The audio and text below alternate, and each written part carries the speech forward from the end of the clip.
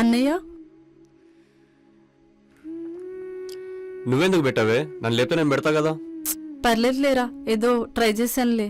అది టైం ఎంత అవుతుందో చూసావా?